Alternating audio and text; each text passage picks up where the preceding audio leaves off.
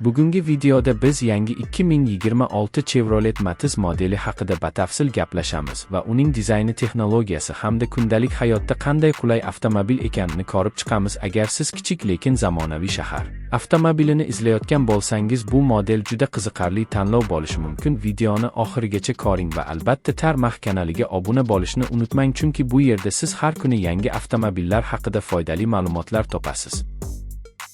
Front qismidan boshlasak, 2026 Chevrolet Matiz yangilangan panjara dizayni bilan e'tibor tortadi. Kichik o'lchamiga qaramay avtomobil juda zamonaviy ko'rinadi. Ingichka LED farlar avtomobilga agressiv va dinamik ko'rinish beradi. Pastki bamper esa sport uslubida ishlab chiqilgan, bu esa yoshlar uchun ayniqsa yoqimli ko'rinadi. Yon tomondan qaraganda avtomobilning silliq chiziqlari aerodinamik shaklni ta'minlaydi. Kichik disklar va ixcham kuzov shahar ko'chalarida juda qulay harakatlanish imkonini beradi.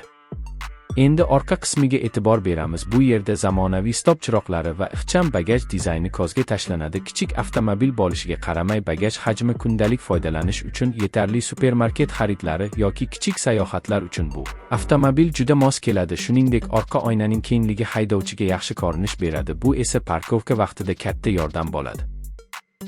Salon qismiga o'tsak, 2026 Chevrolet Matiz ichki dizayni ham ancha yangilangan. Markaziy panelda sensorli multimedia ekrani joylashgan. U orqali navigatsiya, musiqa va telefon ulanishini boshqarish mumkin. Rul esa qulay tugmalar bilan jihozlangan. Haydovchi yo'ldan chalg'imasdan ko'plab funksiyalarni boshqarishi mumkin. O'rindiqlar yumshoq material bilan qoplangan va uzoq safarlarda ham qulaylik beradi. Kichik avtomobil bo'lishiga qaramay, salon ichida yetarli joy mavjud.